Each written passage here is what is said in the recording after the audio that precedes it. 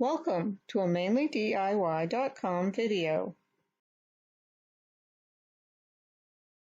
We've been hearing about pleas for N95 masks or other masks for healthcare workers and first responders. Those are definitely the best ones to use if you have them, but if you don't have a supply, then homemade masks are an option.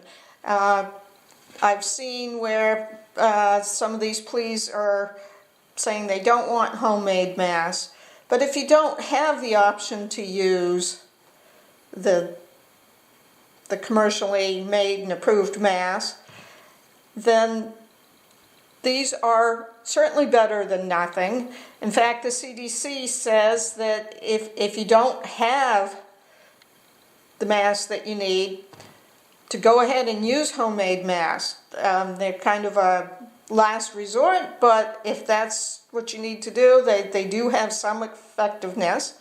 And I'm going to show you how you can double the effectiveness. So, as a healthcare worker, or a first responder, you would wear one to protect you. It will impede the flow of germs from the virus, and so it will offer some protection there. And then the way to double it is put one on the patient, because it will help contain and slow the projection of the virus through. It will slow down the speed of it. So, that effectively doubles the effectiveness of the homemade mask. You also need to take into account what your supply is, and is this a critical situation that it needs to be used?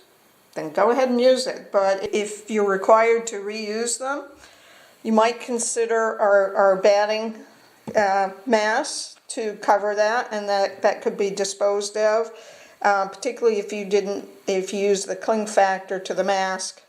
You wouldn't be throwing out your elastic, or they can be washed, or the elastic could be removed, or you could use one of our other designs to go over the mask. They're cotton on the outside, flannel on the inside for comfort, and they do fit snugly against the face.